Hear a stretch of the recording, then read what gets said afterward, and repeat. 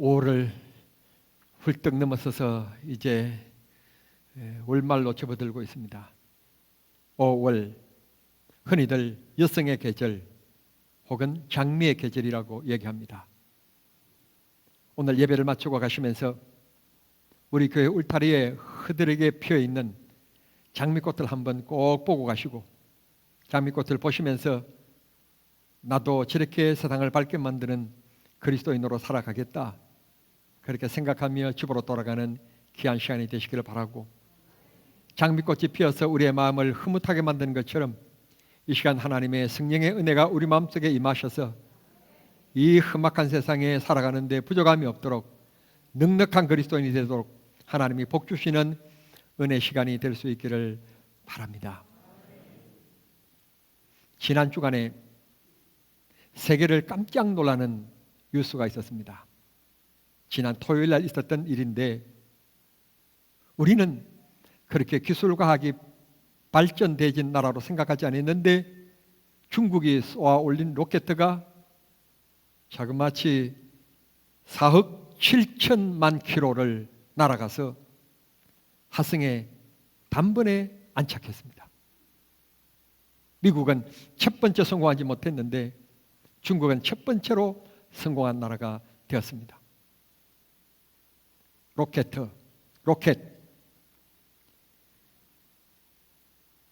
무게가 5kg가 넘는 것,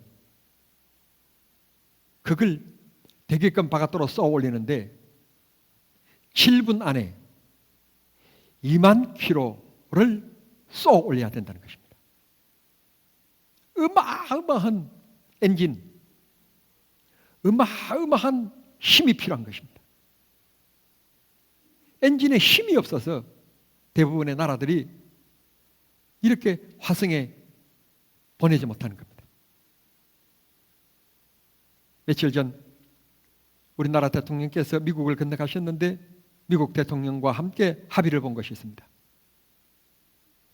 우리나라 미사일 반경이 800km 이상을 만들지 못하도록 되어 있었는데 이제는 그 거리 제한을 없애기로 했다는 것입니다.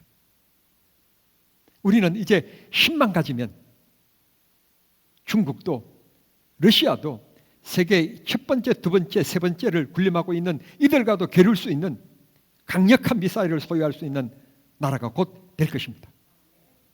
저는 충분히 그런 역량을 가지고 있는 대한민국이라고 믿고 있습니다. 전투기도 자체 개발하고 있고요. 세계 속에 한국인의 머리가 얼마나 좋은지 모릅니다. 이렇게 한국인의 머리가 좋을 수밖에 없었던 이유, 전에도 물론 좋았지만 130년 전 이곳에 선교사님들이 들어오셔가지고 선교사님들이 하셨던 제일 큰 일이 뭔가 하면 교회를 세우고 병원을 세우고 학교를 세운 일입니다. 남자와 여자가 같이 앉을 수 없었는데 선교사들이 오셔서 이런 상하관계를 깨트려 놓고 학교를 지어서 남자고 여자고 이제는 하늘 천 따지 공부를 하게끔 만들어 주셔서 머리를 열게 만들었습니다. 결코 이 나라의 근대사에 기독교를 잊을 수가 없고 기독교의 역사, 기독교의 이 뒷받침, 밑거름을 우리는 잊으면 안 되는 것입니다. 그런 선교사님들이 이 땅에 오시기 전까지 하나님께서 놀라운 은혜를 주셨습니다. 학교하고는 아무 상관없는 무디에게 하나님께서 성령의 충만함을 주셔서 미국을 변화시켜 놓았습니다. 에드워드 영, 가까이는 빌리 그레함 등등의 목사님들에게, 한국에서는 김익도 목사님 같은 이런 분들에게 하나님께서 배움이 있어서 그들이 말을 잘하는 언변이 있어서가 아니라 하나님께서 강력한 성령의 은혜를 입혀주시니까 변화시키는 역사가 일어나게 된 것입니다. 성령 충만은, 성령 받는 것은 목사의 전유물이 아닙니다. 몇몇 사람들만 받으면 되는 것이 아닙니다. 예수 믿는 사람들이라면 의무입니다. 의무. 우리 모두 성령 받아야 합니다. 앞에서 말씀드렸던 것처럼 힘입니다. 힘의 사회입니다. 세상 유혹이 얼마나 달콤합니까? 돈의 유혹이 얼마나 여러분 야릇합니까? 이런 유혹으로부터 이길 수 있는 영적인 힘이 필요한데 우리 육신의 욕망으로서는 이길 수가 없어요. 그런데 성령이 내 마음속에 오시면 이런 세상의 모든 것을 초월하게 됩니다. 세상 사람들은 가져야만이 행복하지만 우리는 가지지 못해도 성령이 내 마음속에 오시면 마음의 부자로 살아갈 수가 있는 것입니다. 그래서 우리는 모두 다 부자인 것이고 앞으로 우리는 하나님 앞에 지금까지도 축복받았지만 앞으로도 하나님 앞에 축복받을 것이 훨씬 많은 사람으로 희망을 가지고 살아가며 주님 앞에 기도하게 되는 것입니다. 성령이 오시면 희망적인 사람이 되고 성령이 오시면 기도의 문을 열게 되어 있습니다. 기도의 문이 열려지면 하늘의 문이 열려지는 겁니다. 그런 귀한 역사가 이 성령 강림절날 아침에 저나 여러분의 심령 속에 주님께서 문 열어주시고 성령을 부어주시는 축복의 시간이 되실 수 있기를 바랍니다. 예수님께서는 그렇게 병든 자 고치시고 죽은 자 살리시고 말씀에 근이 있으시고 그랬던 그분이 로마 병사들에게 붙잡혀서 십자가에 못 박혀 죽으십니다. 어떻게 예수님께서 이렇게 힘도 없이 맥도 없이 죽으실 수 있는가? 실망하는 사람들이 많았을 것입니다. 그런데 3일 만에 성경의 예언대로 그분은 살아나셨습니다. 죽음을 이기셨습니다.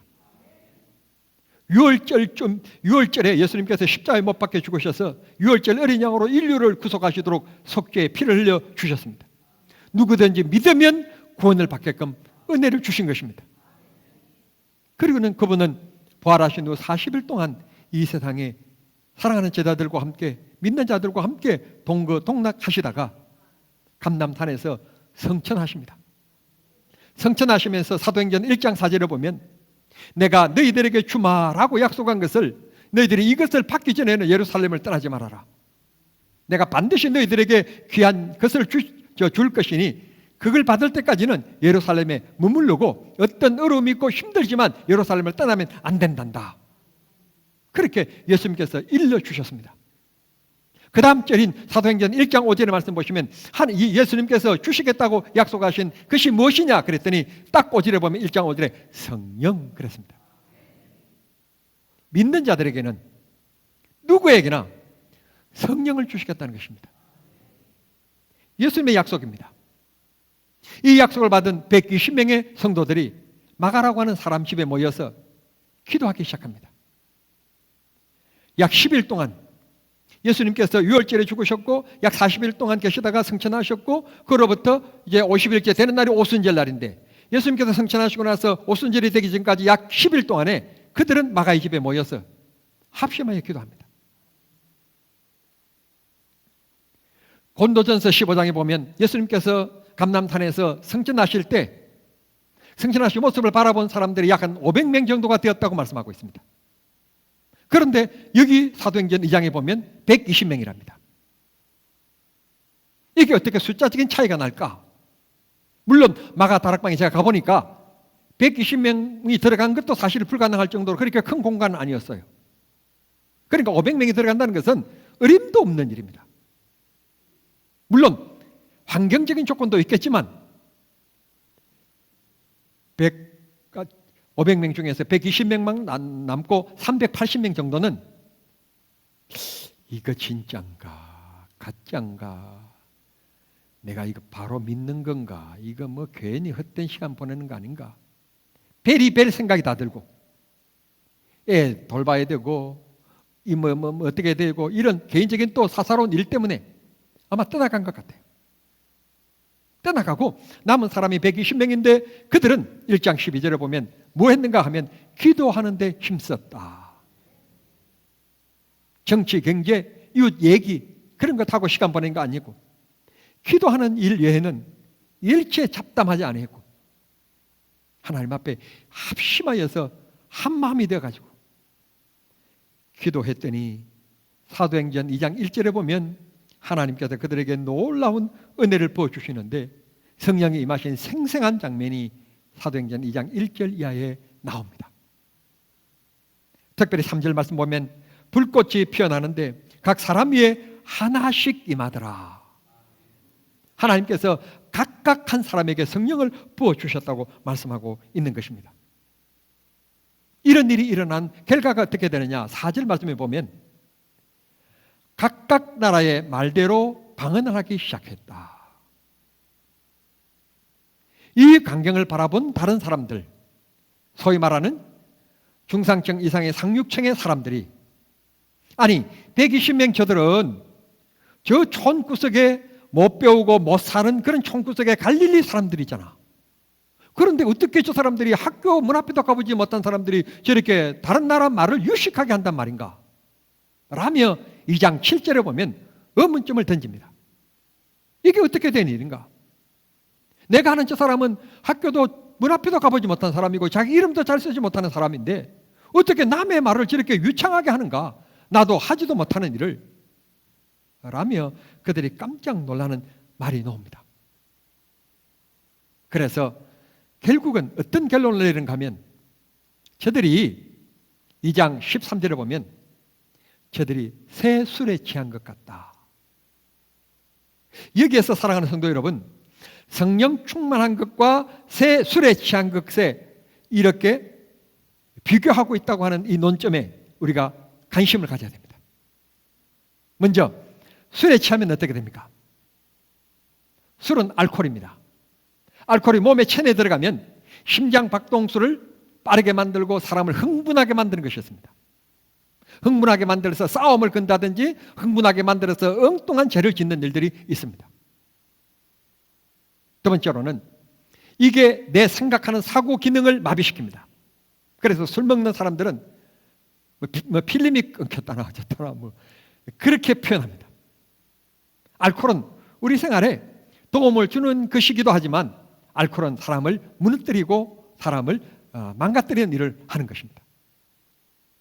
술을 안 먹으면 그렇게 둘도 없는 고운 사람이고 착한 사람인데 술만 먹으면 집어던지고 깨고 그런 난폭한 사람으로 바뀌어집니다. 술을 먹기 전에는 말을 걸어도 눈도 잘 못 맞추는 그런 사람이 술만 먹으면 쌍욕을 하면서 소리를 지르고 개성을 지르는 그런 사람이 있습니다. 술은 사람을 이렇게 추하게 만듭니다. 얌전한 사람, 인격적인 사람으로 만들어가지 않습니다. 인격을 무너뜨리는 것이 술입니다. 성도 여러분, 술요, 담배, 배우기는 쉬워도 끊기는 너무너무 힘들고 어렵습니다. 난 술 먹는 남편과 담배 피우는 남편하고 사는 여자분 난 진짜 존경합니다. 왜냐하면 잠깐 사이인데도 그 사이에 얘기를 해보면 입에서 썩은 냄새가 나요. 예? 안 살아봐서 모르죠? 살아보면 술 먹고 담배 피우는 사람들 가까이에서 1m 사이에서 잠깐 얘기하는 사이에도 그 냄새가 진짜 썩은 냄새 그거예요. 그런데 그 남자하고 살아간다? 진짜 그 여자 대단하신 분이에요. 이 말 드리려고 하는 게 아니라 술은 인생을 썩게 만듭니다. 인격을 썩게 만들고 인생 후회하게 만듭니다. 술에 취하면 자기가 원하지 않는 말을 하게 되고 자기는 똑바로 걷는다고 하는데 걷는 모습을 보면 이렇게 빌뚱 저렇게 넘어지고 그렇게 되어집니다. 자기 의지와 상관없게 됩니다. 이곳에 성령과 비교한 희미한 관점이 있습니다. 우리가 성령 받으면 그렇게 포악하고 그렇게 날카롭고 남과 대립하고 사기성이 있고 그랬던 사람이 예수 믿으면 온유해집니다. 사랑의 사람이 됩니다. 성령의 9가지 열매 그대로의 모습을 가지게 됩니다. 부정적인 사람이 긍정적인 사람으로, 나태한 사람이 부지런한 사람으로 그렇게 하나님께서 바꾸어 주십니다. 그런 자에게 하나님께서 복의 복을 주시는 겁니다. 성도 여러분, 오늘은 성령 강림절입니다. 오늘 본문은 이렇게 얘기합니다. 18절, 술 취하지 말라. 방금 제가 설명드린 것처럼 이는 방탕한 것이니. 술을 먹으면 방탕하게 되어 있지 방탕하지 않는 사람이 없습니다. 술 먹고요 바지에다가 그냥 소변 바로 봐버리고요 거기가 어딘 줄도 모르고 넘어져서 자고요 온갖 개들이 왔다 갔다 하고요 술은 방탕한 것이다.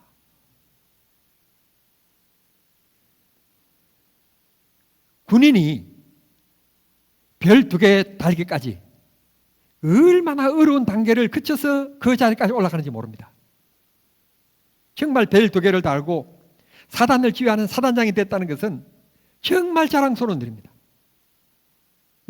강단에서 좀 어울리지 않는 표현이지만 정말 가문의 영광입니다. 우리 가문에서 별자리가 나와갖고 사단을 지휘하는 이 군인의 꽃이라고 얘기하는 사단장까지 올라갔다는 것은 정말 자랑스러운 일입니다. 그런데 그런 사람이 부하들과 함께 앉아서 우위를 다진다고 술 먹다가 역은 등 한 번 툭 쳤다고, 역은 등 한 번 툭 쳤다고 이게 성추행이라고, 보직 해임, 나 뜨거워서 금방 그냥 제대 신청하는 거예요. 술은 뭐 하는 것이다? 방탕한 것이다. 매우 민감한 얘기입니다만 지금 우리 한국에 2주 전에 한강에서 익사한 의대생 22살, 나이가 22살이에요. 의과대학 들어가기 전까지 얼마나 공부 열심히 했겠습니까? 모든 가정의 부러움입니다. 부러움. 우리 아들도 저렇게 되었으면. 그런데 그 아이가 어떻게 세상을 떠났는지 우리는 알 바가 없고, 잘못된 것이 있다면 철저히 가려내야 하겠지만, 근데 분명한 것은 그 22살에 먹는 의대생의 마지막 모습은 술이 취해가지고 정신을 못 차리고 누워있는 사진이 마지막 모습이 사진이에요. 대한민국이 지금 공무원도 아버지도 아들도 엄마도 다 저녁에 보면 술에 취하는 대한민국입니다. 심지어는 깨어서 나라를 지켜야 될 군인도 경찰도 술에 취하여지는 나라입니다. 대통령께서 주재하는 어떤 회식 자리, 술이 빠지면 안 되는 나라입니다. 언제부터 우리가 이렇게 넉넉한 마음속에서 일선 지휘관들을 위로하는 국군의 날 저녁에 되면 일선 지휘관 이상들을 대통령께서 모아놓고 그 술잔을 따라주는 이런 대한민국, 저기 눈을 뜨고 있는데 술은 우리를 방탕하게 만들고 무익하게 만듭니다. 무익. 자기 생각대로 안 되고 뜻대로 안 됩니다. 그러나 성령이 우리에게 임하시면 옳은 길로 인도합니다. 선한 길로 인도합니다. 고상하게 만듭니다. 하나님께서 멋지게 만들어 주십니다. 성령 받아야 될 이유입니다. 우리 모두 성령 충만한 그리스도인들이 꼭 되기를 바랍니다. 방금 말씀드렸듯이 우리나라가 술에 취하면 안 됩니다. 대학가에 나가보면 술 취한 젊은이들로 가득 차고 흘러넘칩니다. 홍대 앞이고 어디 앞에 가보면 가득 찹니다. 대부분 술집들이 더 많습니다. 왜 대한민국이 이렇게 되었는지 저는 알다가도 모르겠습니다. 성도 여러분, 그리고 오늘 청년 여러분, 술, 담배 배우는 것은 너무 쉬워요. 그러나 끊는 것은 진짜 너무 힘들고 어려워요. 그게 중독되어지면 안 돼요. 부탁합니다. 여러분, 예수 그리스도를 바라보고 주님의 은혜를 입고 절대 술, 담배 시작도 하지 마세요. 오죽했으면 담배값에다가 그 흉한 모습 그림을 보고도 그 담배 피우고 싶은 생각이 듭니까? 담배 피우면 그렇게 된다는데, 담배 피우면 폐암 안 걸릴 사람이 폐암에 걸릴 확률이 7배나 7배나 높아진다는데, 술 안 먹었으면 간암 안 걸릴 사람이 술 먹으면, 그 알코올을 먹으면 그 간암에 걸릴 확률이 6. 몇 프로? 뭐가 자서 6배 정도 높아진다는데, 부탁합니다. 술 취하지 말고 성령 받게 하여 기도하시고 성령 충만한 성도들이 꼭 되기를 바랍니다. 참 우리는 영적으로 약해요. 육신적으로 또 약해요. 마귀가 조금만 빛나는 것만 딱 보여주면 금방 그냥 홀깃하고, 마귀가 조금만 어떤 좀 멋있는 걸 보여주면 금방 그냥 우리가 홀깃하고, 마귀가 막 돈 조금만 보여주면 그냥 주일도 없고 그냥 예배 시간도 없고, 우리는 그렇게 정신없이 지금 살고 있습니다.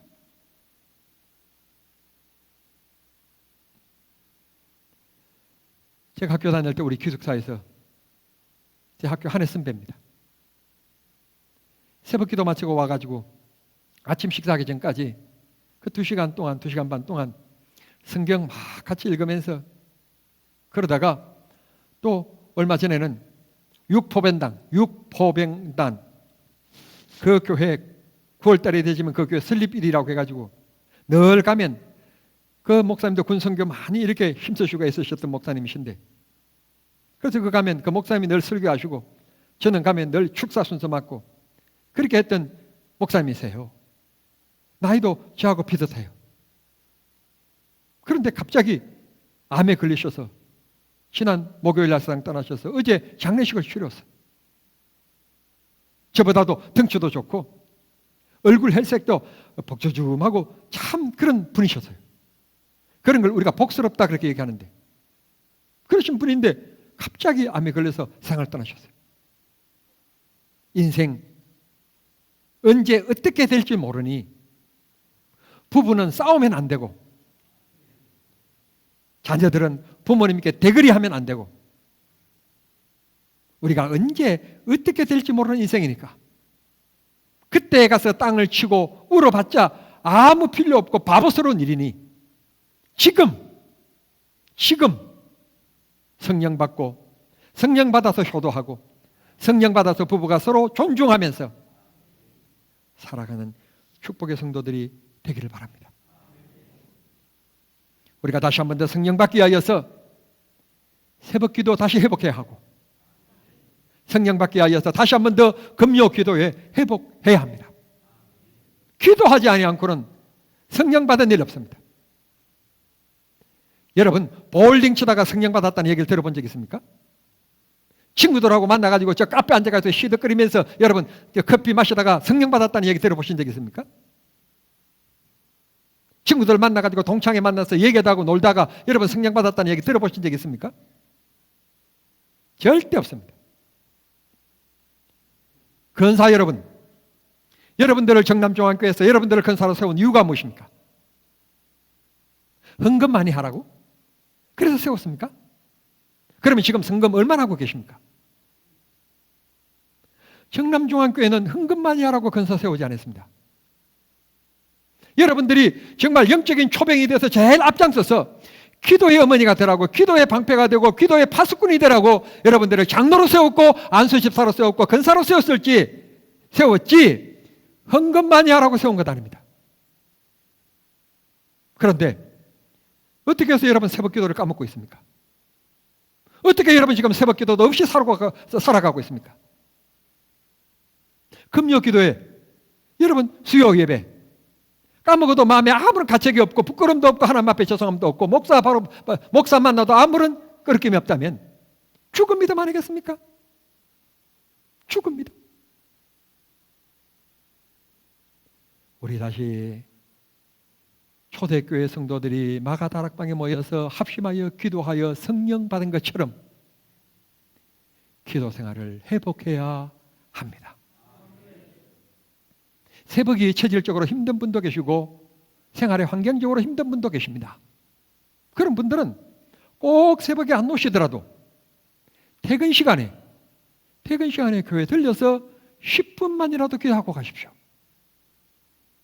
하나님을 하루라도 성전에서 하나님을 만나는 생활을 해야죠. 하나님을 만나야죠. 그러면 주님이 은혜 위에 은혜를 더해 주실 줄 믿습니다. 식사 기도하듯 하나님 아버지 우리 아들 딸들을 주님이 축복해 주시고, 그렇게 기도한다고 해서 하나님께서 여러분 아들 딸들을 축복해 주신다면 이 나라의 아들 딸들이 다 여러분 잘 되고 다 될게요. 지난 시간에 말씀드렸던 것처럼 어거스틴의 어머니 모니카처럼 눈물의 그런 기도가 있어야 위대한 기독교 역사 2000년의 유일한 위대한 한 사람 꼽으라면 어거스틴. 그런 아들이 태어나는 겁니다. 그런 불량자가 세계 역사를 바꿔놓는 위대한 신학자가 된 것입니다. 내가 잘났든지 못 나왔든지 내가 잘 가르쳤든지 못 가르쳤든지 그게 문제가 아니라 지금 하나님의 영이 임하시면, 지금 주님이 은혜를 주시고 주님이 그 마음속에 불타는 열정과 할 수 있는 도전의 마음을 주시면 해낼 수 있습니다. 다시 한 번 더 우리 성령 받기 위하여서 기도의 시간을 회복합시다. 새벽을 내가 깨우리라. 새벽에 응답하신 하나님을 찬양하노라. 새벽이 안 되면 금요 기도회라도 놓으셔서 합심하여서 기도하는 우리가 되어서 성령 받아 예수 믿는 재미, 예수 안에 있는 즐거움 누리는 성도들이 되기를 바랍니다. 성령 받으면 교회 오는 것이 즐거워요. 예배 시간이 기다려져요. 그러나 성령 받지 아니하면 교회 오는 게 발이 무겁고 교회 오는 게 보람을 못 느끼고 예배 시간이 지루해져요. 왜 찬송가가 3절도 있는데 왜 4절까지 있는 찬송을 꼭 부르는가? 왜 5절까지 있는 찬송을 또 부르지? 그런 불평의 마음이 생겨요. 성령 받기를 바랍니다. 성령 받으면 미움이 변화됩니다. 남을 미워해 보십시오. 내가 괴로워요. 내 마음이 힘들어져요. 누가 보기 싫어서 새벽기도 안 논다. 뭐 어쩌다. 여러분 마귀에게 속지 마라. 이거 마귀에게 지금 꼭 속아 사는 거예요. 여러분 해방되십시오.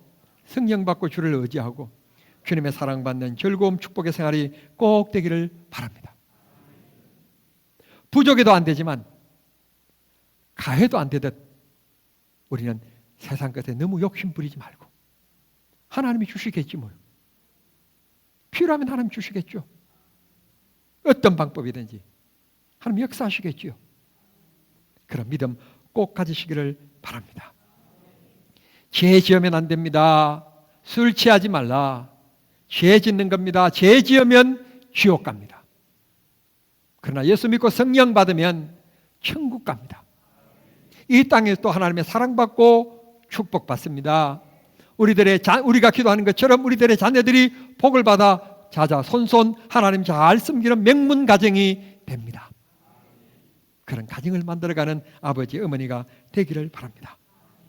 끝으로 우리 예수님께서 우리들에게 해주신 약속 중에서 요한복음 14장 16절에 보면 보혜사 성령님이 영원히 너희와 함께 있으리라.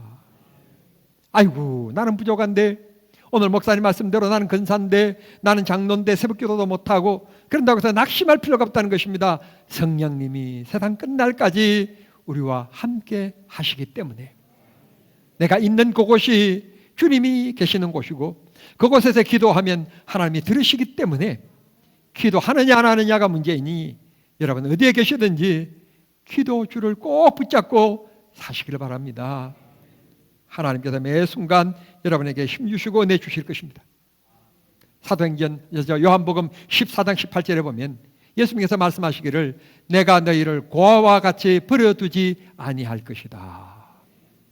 고아, 도와줄 사람 없고 돌보아줄 사람이 없는 불쌍한 어린아이 고아입니다. 우리 예수님께서 약속하셨습니다. 절대 너 혼자 살지 않게 하겠다. 너 혼자 힘들어하지 않게 하겠다. 고아와 같이 내가 너를 버려두지 않겠고 내가 너를 지켜주겠다. 로마서 8장 14절의 말씀 보시면 성령의 인도함을 받는 그들이 곧 하나님의 자녀이다 말씀했으니 성령께서 늘 깨달음 주시고 감동 주실 때 그 감동 붙잡고 성령의 인도함을 받는 성도들이 되기를 바랍니다. 믿는 성도들에게는 언제나 성령께서 함께 하시기 때문에 제 앞에 머물게 될 때, 그 앞에 바로 서게 될 때 하나님이 늘 마음속에 운동해 주시고 하나님께서 감동을 주십니다. 그 감동이 있을 때 돌아서든지 놓든지 포기하든지 주님 바라보고 사십시오. 그게 성령 인도함을 받는 길입니다. 그 길은 승리의 길이고 축복의 길입니다. 매 순간마다 주님이 깨달음 주시고 감동 주시는 성령의 인도함 받으며 승리하는 우리 정남중앙의 모든 성도들이 되시기를 우리 주님 이름으로 축원합니다. 기도하시겠습니다. 사랑하신 하나님 우리 아버지 고맙고 감사합니다. 저희들에게 성령 강림절을 지키게 하시고 성령 충만함을 사모할 수 있게 하시고 성령 충만함을 위하여 기도해야 되겠다 하는 마음 주신 것을 감사합니다. 지금 주신 마음 그대로 우리가 어느 곳에 있든지 주님이 함께 하시니 주님의 마음을 아프게 하는 재짓고 게으른 우리가 아니라 하나님의 마음을 시원케 드리는 기도의 삶이 되어서 하나님 약속하신 성령으로 충만하게 하시고 우리의 삶 속에 문제 앞에 언제나 우리에게 감동 주시는 그 성령의 인도함을 받는 우리 모두가 되게 해 주시옵소서. 주님 기도합니다. 몸이 불편한 분들 위하여 기도하오니 주여 주님이 손은 저 안수하여 주시옵시고 고쳐 주시옵소서. 힘을 주시옵소서. 오늘 예배 참여하지 못하고 집에서 영상으로 이 예배에 참여한 모든 이들에게 복을 주시고 어느 곳에 있든지 우리 자녀들이 복을 받게 해 주옵소서. 예수님의 이름으로 기도하옵나이다. 아멘.